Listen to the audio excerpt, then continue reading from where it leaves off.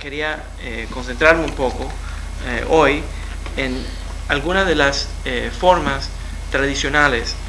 Ya yo expliqué el Midrash Agadah, cómo se desarrollaba, que se enseñaba la Torah escrita, y entonces oralmente se iba enseñando los restos de los halajot, las leyes de cómo aplicar esa sección de la Torah que se estudiaba.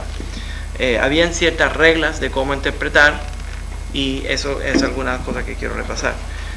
Pero también entendemos, como estuve hablando en la primera clase, que era que la Torah, la revelación divina, es una luz que entra al prisma y entonces se va dividiendo en diferentes partes de la luz, pero cada una de esas partes contiene de dentro de eso todas las partes. Porque recuérdense que la ley de lo infinito es que nunca se puede dividir. Entonces, si coges un pedacito de lo infinito, no puedes quitarle un pedacito, es la cosa entera. Entonces, cuando uno empieza a estudiar específicamente diferentes secciones de la Torah, por ejemplo, el maestro mío, Rav Aaron Ziegler, él siempre dice que él no enseña Kabbalah, que él no enseña Talmud, que él no enseña la historia judía, que él no enseña filosofía judía, él nada más enseña halajá.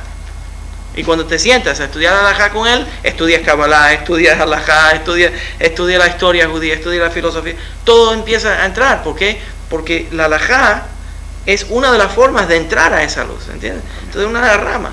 Entonces, esa es una forma de entenderlo. Y entonces los rabinos empezaron a separar diferentes secciones, diferentes formas de cómo entender la ley. Por ejemplo, hay mitzvot. Se puede dividir la Torah en mitzvot hacer y mitzvot lo ta'aseh. Las mitzvot que es hacer y no hacer. Entonces, sabemos que hay X cantidad de mitzvot que la Torah dice no puedes hacer, y otros mitzvot donde dice tienes que hacer. Por ejemplo, no puedes comer carne de puerco, pero deberías de guardar el Shabbat. Tienes la ley de guardar el Shabbat, que es hacer, y el otro que es lo ta'aseh. Otra forma de entender los mitzvot de la Torah, los rabinos dividen ben Adam le makom y ben Adam le javero, que hay mitzvot que se concentran en nuestro comportamiento con nuestro prójimo, y otras leyes que específicamente se concentran en los mitzvot entre nosotros y Dios. Entonces, déjenme dar algunos ejemplos. La mitzvah de no robar, de no codiciar, de ser justo en nuestros negocios, esas son leyes que tienen que ver directamente entre los seres humanos. Pero hay otros mitzvot, por ejemplo, que son mitzvot ben Adam le makom. Por ejemplo, la ley de shatnez, no ponerse lana y hilo juntos en la misma tela. Entonces, esos son ben Adam le makom, que son nuestra relación con Dios. Esa es una forma de entender los mitzvot. Otra forma de dividir los mitzvot, estas son categorías de mitzvot. Otra forma de entender los mitzvot sería los mitzvot que son chukim, los mitzvot que son mishpatim, y los mitzvot que son eduyot. Primera, el chok es un tipo de ley que la Torah no explica por qué hacerlo. No te da la razón por qué hacerlo. Te manda a hacerlo, y cuando uno empieza a analizarlo, no cae dentro de la lógica humana. Dice, ¿por qué tenemos que hacerlo? No sabemos por qué lo tenemos que hacer, simplemente la Torah nos manda a hacerlo. Como el caso del shatnez. El caso de shatnez y el caso de la vaca roja, el becerro rojo, donde se quemaba ese becerro, esa vaca, se cogía las cenizas, se mezclaban con agua, y eso se usaba para purificar de la tumá de la muerte, de la impureza de la muerte. Y eso aparece en la parashá que se llama Jucat. Entonces, sabemos que hay muchos mitzvot que tienen que ver con que son más grandes de la lógica humana. Hay otros mitzvot que son mishpatim. Los mishpatim son leyes que nosotros mismos podíamos desarrollar con nuestra propia inteligencia. Una ley que dice no robes. ¿Para qué necesitamos que la Biblia nos diga que no robe? El ser humano sabe que uno no debería de robar. Las constituciones de todos los países tienen, las leyes de todos los países tienen no robar. Entonces, esas son leyes que son lógicas. También hay leyes, mitzvot, mandamientos, que son testimonios. Y esos testimonios son ejemplos, acciones que es un testimonio que algo especial existe entre el pueblo judío y Dios. Por ejemplo, la circuncisión es uno de los eduyot, que nosotros tenemos el pacto con Hashem porque Abraham desarrolló ese pacto. Otra mitzvah, sentarse y comer en la azúcar. Al sentarse y comer en la azúcar, uno se recuerda que cuando el pueblo judío salimos de la tierra de Egipto y íbamos para la tierra prometida, en el desierto vivíamos en ciertas cabañas, y cuando nos sentamos en la cabaña nos acuerda de la historia judía. Otra mitzvah, que son eduyot, sería comer matzah. Comer matzah, cuando uno come el pan sin leuda, entonces esos panes le recuerdan de la experiencia de ser esclavo en Egipto y de tener la libertad. Entonces hay mitzvot que uno puede separarlos en diferentes categorías. ¿Entiendes la idea? Okay. También si coges los 10 mandamientos, puedes ver que de un lado los 5 mandamientos tienes que son relacionados entre nosotros y Dios, y en el otro lado son relacionados entre nosotros y nuestro prójimo. Esa es una forma. Hay otras formas de entender la Torah, y quiero darle un ejemplo. Esto se llama pardes. Pardes es una finca. La palabra en hebreo pardes es una finca llena de frutas. Imagínense que uno llega a una finca que está lleno de fruta, y el olor de las frutas y de las flores lo llena a uno con una experiencia de mucho placer. Entonces, pardes es una de las formas de entender la Torah. ¿Por qué? Porque el primer nivel sería perush, que es la P de pardes. Perush quiere decir la interpretación simple de la Torah. La palabra, me siento, leo el texto de la Torah, de la Biblia, dice, Adán y Eva estaban en el jardín, entiendo que Adán y Eva eran 2 seres humanos y que habían estado viviendo en el jardín de Edén.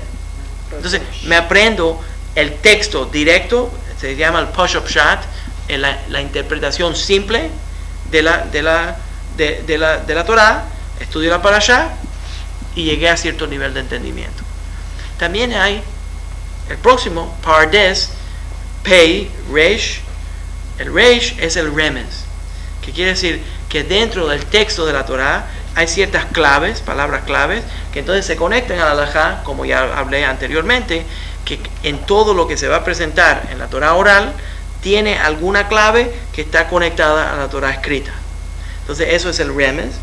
También puede ser que en ciertos textos de la Torah, el Remes, que es una palabra clave o unas frases que son claves, lo que te va diciendo es que hay un poco más dentro de esta historia de lo que uno primero entiende. ¿Ya? Entonces, por ejemplo, el razonamiento en este pensamiento sería, bueno, si yo sería el editor de la Torah, yo soy el gran poderoso editor de la Torah, hay millones y millones de historias de lo que ocurrió diariamente al pueblo judío. ¿Por qué Dios escogió, ese es el gran editor, por qué Dios escogió esta historia y no otra? Entonces, ¿por qué me va a contar sobre un día específico en los viajes del pueblo judío en el desierto, y por qué no contarme en otra? Entonces, tal vez esta experiencia que el pueblo judío tuvo en X lugar, en X cantidad de días, con ciertas personas, está hablando y está enseñando otras ideas que al principio uno no los ve. Entonces, tienes el Pei, Reish, Pardes, el Pei, Reish, ese es Perush, Remes, Drash. Drash quiere decir que hay ciertas profundidades dentro del pergamino, dentro de la historia, que se van desarrollando homiléticamente. Entonces, tienes las éticas, las ideas que se van presentando, y va creciendo la historia, se va profundizando. Y la última es Sod, que quiere decir misticismo esotérico secreto. Entonces, cuando uno empieza a estudiar Torah, se supone que uno no solamente estudie el Perush. Hay mucha gente que se quedan trabados memorizando capítulo y verso de específicamente la historia del texto de la Torah, pero no se supone que uno haga eso. Se supone que uno, cuando empieza a estudiar la Torah, se supone que uno aprenda la historia que se está presentando en la Torah, y entonces empieza a profundizar. Tal vez esta historia tiene adentro un remez, una clave, a algunos halajot. Un ejemplo, la historia de la Torá, que dice, cuando Moshe iba a traer al pueblo judío, los reunió, Vayakel, Parashat Vayakel, reunió al pueblo judío y le dijo, este es el mandamiento de Dios para crear el tabernáculo. Todo el mundo se reúne a recibir instrucción de cómo crear el tabernáculo y empieza a decirle sobre el Shabbat, la ley del Shabbat. Entonces, podíamos leerlo y decir, bueno, entonces después de decir la ley del Shabbat, empieza a describir las leyes del tabernáculo. Entonces decimos, bueno, está bien, eso fue algo que se le ocurrió a Moshe. De pronto Moisés se inspiró y dijo, déjame decirle un poco sobre el Shabbat y ahora les cuento sobre el tabernáculo. O podríamos decir, tal vez la historia que Dios nos está diciendo a través de la historia de esa asamblea a donde Moshe empieza a contar sobre cómo crear el tabernáculo es que el tabernáculo y Shabbat tienen alguna conexión. Entonces, tal vez, como tienes una idea en general, Moshe dice, guarda el Shabbat. Esa es una idea en general. Y después de esa idea en general, está seguida por cosas específicas, como hacer el tabernáculo. Entonces, sabemos una ley. La ley de cómo interpretar la halajá es que si tienes una generalización seguida por especificaciones, que las especificaciones le aplican a la generalización.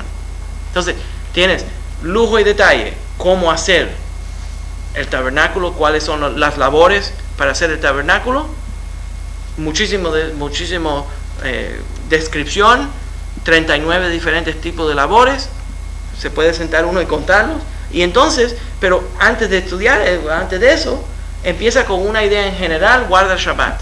Entonces sabemos que la ley, las labores que está describiendo de crear el tabernáculo, no le aplican solamente al tabernáculo, sino le aplican a Shabbat.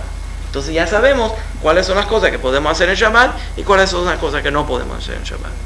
Entonces decimos, bueno, está bien. Yo entiendo la historia. La historia del Perush sería, Moshe trajo al pueblo judío, creó una asamblea y les dijo este discurso. Ahí se acabó el Perush. Ahí yo entiendo lo que ocurrió.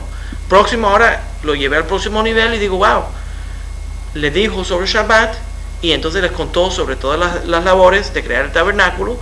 Ahora yo sé la ley del Shabbat porque son 39 diferentes tipos de labores y esto está relacionado al Shabbat. Ese es el nivel de Remez. Ahora voy a ir a Drash. Dice, bueno, qué interesante. ¿Cómo yo puedo entender esta idea? ¿Cómo está relacionado el tabernáculo con el Shabbat? Entonces empezamos a decir, bueno, tal vez el tabernáculo, la forma que uno crea el tabernáculo es haciendo los labores. Y la forma que uno crea el Shabbat es no haciendo los labores. Entonces él dice, wow, qué interesante. Me vas a describir cómo trabajar, pero antes de describirme cómo trabajar, me describes cómo no trabajar. ¿Verdad? Entonces me empieza a decir, wow, qué interesante.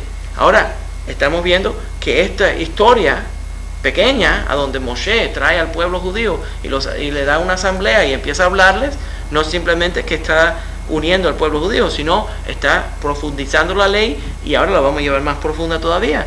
Tal vez esta lección de poner junto el trabajo y el Shabbat es para decir, en la primera historia de la creación tuvimos los 6 días de la semana a donde Dios trabajó y entonces el séptimo día Dios descansó. Ahora nosotros los seres humanos andamos en el mismo círculo que trabajamos y descansamos, pero a lo mejor lo que Moshe está haciendo desde este punto de vista es diciéndonos, la razón que tienes que descansar es para que tu labor sea sagrado. En otras palabras, normalmente nosotros andamos trabajando y tratando de crear, pero cuando viene este Shabbat, entonces descansamos de la labor que hicimos. Ese sería el primer nivel de observancia de Shabbat. Pero el nivel más profundo de observancia de Shabbat es que durante el día de Shabbat yo busco la razón que yo estoy trabajando. ¿Sabe por qué?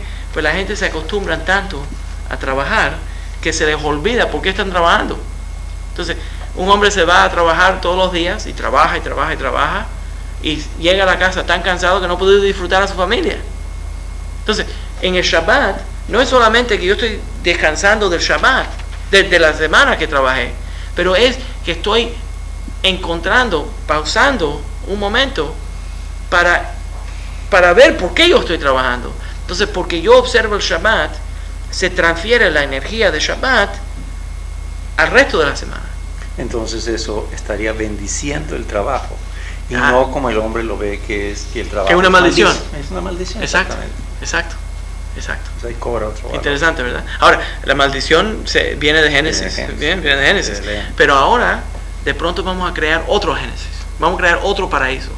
Y este paraíso es el tabernáculo. Ahora, eso sería entonces Perush, Remez, Drash, y ahora le voy a dar a Sod. Sod, la forma mística de entenderlo, cabalística de entenderlo, sería que es verdad, al no crear, estoy creando. Pero cuando uno empieza a observar Shabbat, uno no solamente es que uno no está haciendo, es que uno está entrando a otro espacio. Entonces los Mekubalim dicen, bueno, Shabbat es un tabernáculo.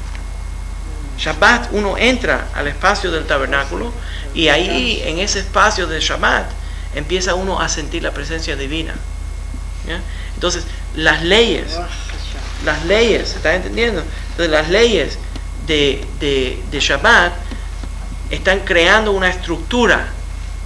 Esa estructura que está alrededor de uno lo está protegiendo y está creando el Mishkan, la protección que está alrededor de uno, para que uno pueda sentir la presencia divina. Entonces, en pocas palabras, uno ahí está creando. Está creando. Se vuelve un creador. Contrario a la misma ley del Shabbat, que es no crear. No, pero interesante, pero Dios creó el Shabbat al no crear. Entonces, cuando dejó de trabajar, creó el Shabbat. Entonces nosotros también. Cuando nosotros dejamos de trabajar en Shabbat y hacemos la ley de Shabbat, entramos. Tiene mucha estructura, ¿entiendes? La gente me dice, bueno, Shabbat, que tiene tantas reglas, que de pronto empiezan a observar Shabbat y, ay, pero me dijeron otra ley más y no sé qué hacer. Todas estas leyes de Shabbat es lo que crea la estructura de un edificio. Si mi papá es constructor, yo te lo puedo decir, los detalles que tiene un edificio, la gente entra en el edificio y se le olvida el trabajo que fue crear ese edificio.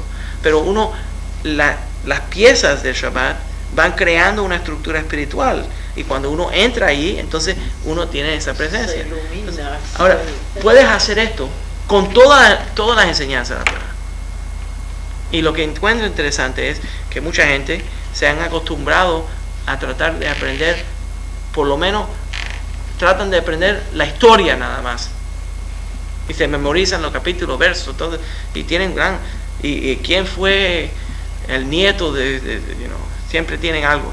Entonces, pero lo que es importante es usar eso para empezar a profundizar nuestro entendimiento, ¿ya? Entonces eso se llama pardes. Ahora, una broma rabínica es que si no le pones sod, si no le pones la parte mística, se queda la palabra pered, que quiere decir burro. Entonces el que no pone Kabbalah se queda burro, ¿ya? Entonces tienen ciertas formas de empezar a desarrollar esta enseñanza. Cuando los rabinos empezamos a transmitir la ley, entonces teníamos miedo que esa ley se podría perder. Ahora déjame mencionarle una cosa más, por cierto, que antes de empezar a hablar sobre la Mishnah, déjame explicar que uno de los grandes maestros que empezó este proceso de publicar, de hacerlo público, que sea conocido muy comúnmente, fue Ezra HaSofer, Ezra el Sofer. Ahora, cuando decimos hoy en día Sofer es la persona que escribe la Torah. ¿Escribano le dicen? Escribano. Entonces ese escribano es lo que le dicen Sofer, pero Ezra le dicen HaSofer porque contaba la Torah. Contar de 1, 2, 3, ¿ya? Numéricamente. Entonces contaban la cantidad. Por eso que nos dicen hoy en día los Sofrim, nos dicen Sofer, porque antes de escribir nosotros calculamos la cantidad de letras que va a entrar a esa porción. es matemático. Entonces, cuando ya aprendemos bien cómo calcular la cantidad de letras que vamos a poner en la línea, entonces estamos contando, ¿ya? Entonces, Ezra creó ciertos takanot, ciertas leyes. Uno de los decretos que empezó fue la lectura de la Torá semanalmente, 3 veces a la semana, públicamente. ¿Por qué? Lunes y jueves y entonces Shabbat. ¿Para qué? Para que la gente común puedan estudiar la Torá. Es exactamente lo opuesto a otras religiones que decían, no, la gente no debería de leer la Biblia porque Satanás coge control de ellos. Al revés, nosotros queremos, lee todo lo que puedas, entiéndelo. Si eres una persona simple, nosotros creemos tanto en la Torá que decimos, aunque seas una persona simple, vas a ganarle algo. No vas a perder nada. Lee la Biblia y permite que lo que pueda entrar entre. El resto del alma lo va desarrollando. Aunque el intelecto de uno no tenga mucha fuerza, el alma lo va entendiendo. Entonces uno va repasando y va estudiando y poco a poco empieza a sentirlo, ¿ya?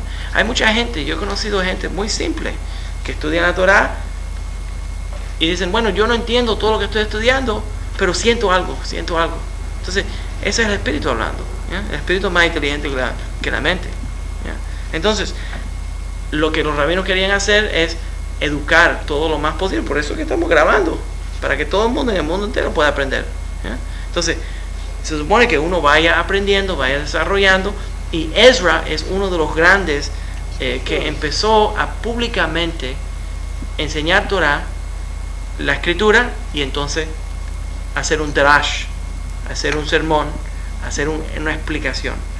Interesante que en hebreo el sermón es drashá, que viene del midrash, el midrash Agadah y el midrash halajá. Entonces tienes dos. Cuando un buen orador rabínico, lo que tenemos interés en dos cosas: educar y motivar. Educar la ley, la forma correcta de comportarse, lo que la Torah nos está enseñando. Segundo, motivar a través de historias, anécdotas, leyendas, para que la gente guarde esta Torah.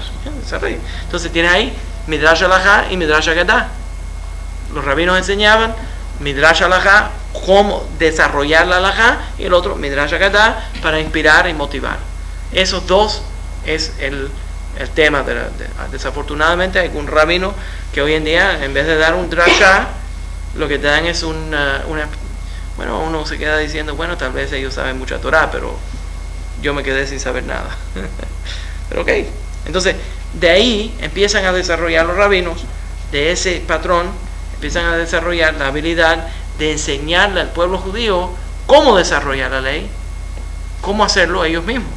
Entonces pasan los años y empieza a tener el miedo de que se va a perder esta enseñanza. También dentro de la historia de la Torah, dentro de la Torah escrita, hay ciertas porciones que se quedaron abiertas, y de acuerdo con el Talmud es para que los líderes, los jueces, lo que la Torah llama los jueces de cada generación, que son los rabinos, que puedan desarrollar la ley para esa generación. Entonces hay porciones de la Torah que no tienen, que no son específicas. Ya lo mencioné, Hol HaMoed, la ley, el primer día es no trabajar, ley de Pesach, primer día no trabajar bíblicamente, en el exilio son 2, y el final día, número 7 bíblico y número 8 en el exilio. Sabemos que no podemos trabajar el primer día ni el séptimo día, pero la ley, la Torah nos dice cómo observar los otros días que están en el medio. Entonces, en ese área, el Talmud dice, se desarrolló Hol HaMoed. Los rabinos desarrollan la ley de cómo hacer Hol HaMoed, porque la Torah no especifica cómo hacerlo. Entonces, ese área se queda un área para que los jueces de la generación puedan ir desarrollando. ¿Se entiende? Right. Mientras pasan los años, alrededor del año 200, yo lo escribí 138 a 217, existía, de la era común, existía un rabino, Rabbi Yehuda HaNasi. Rabbi Yehuda HaNasi quería crear un libro que se concentraría en enseñar el mínimo de la Torah oral. En otras palabras, no enseñar el mínimo, pero codificar el mínimo para enseñar lo máximo. En esa palabra, creó un esqueleto de 6, una forma de estructurar la Torah oral, todo lo que se enseñaba, la Torah oral, la ley oral, en 6 volúmenes, y en esos 6 volúmenes había un estilo de estudio, y el estilo de estudio era que la gente practicaban esas palabras y empezaban a discutir el término, empezaban a discutir sobre cuáles eran las ideas que esta Mishnah nos estaba explicando. Y entonces él le dijo que esa colección de 6 libros se llamaría la Mishnah. ¿Qué quiere decir Mishneh? Mishneh quiere decir que viene de los dos, de la Torah oral y de la Torah escrita. Entonces tienes referencias a la Torah escrita, porque esa es la ley que viene directamente de la Torah, y entonces tienes explicación de la Torah oral. La gente empezaba a estudiar la Mishnah. Ahora, es interesante porque la ley actual es que uno no se supone que escriba la ley oral. La ley oral se supone que sea oral. Entonces, y la ley escrita tiene que ser escrita. Cuando un sofer empieza a escribir una Torah, tenemos que copiar de un texto que ya existe. No lo podemos hacer de memoria. Aunque no lo sepa de memoria, no lo podemos hacer de memoria. Tenemos que copiar. ¿Por qué? Porque es Torah escrita. Pero la Torah oral se supone que uno lo diga oralmente. Entonces, de pronto dice, Et la asot la Hashem heiferu torateja. Es hora para hacer para Dios. Tenemos que romper una de las leyes de la Torah para guardar el resto. ¿Tiene sentido? Miedo de que se va a perder la tradición oral. Empiezan a escribir el mínimo de la cantidad, mientras la gente pueda aprender cómo ir desarrollándola. Entonces son notas, ¿entiendes? Entonces la gente aprendía cómo discutirlo. Empiezan a pasar los años y la gente empieza a perder cómo uno discute la Mishnah. Entonces hay un cierto estilo de discutir la Mishnah. Hay hasta un canto que acompaña al estudio de la Mishnah.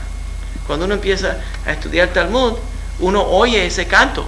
Tiene cierta forma, cierto ritmo de cómo hacer una pregunta. Entonces, también empieza uno a ver que los rabinos que estudian mucho Talmud siempre hablamos con las manos. No sé por qué. Tiene cierta cultura, cierto comportamiento de la gente. A mí, si a mí un día me arrestan y me amarran las manos, no puedo hablar. Siempre tengo que hablar con las manos, no sé por qué. Anyways, entonces, hay cierto estilo de estudiar la Mishnah y de discutirla. Y siempre se hacía en parejas. La gente estudiaba. Él tomaba una posición y el otro tomaba la otra. Entonces, cuando empezaban a discutir, uno tomaba una posición, el otro la otra, y discutían, y así se iba desarrollando. Tienen que decirle a la gente que no te llame durante la clase, o apagarlo cuando llegue, porque estorba, ¿no? Anyways, entonces empezaron la gente a acostumbrar. No, apágalo de verdad porque se me va a confundir. Entonces empezaron la gente a discutir y se empezó a perder eso.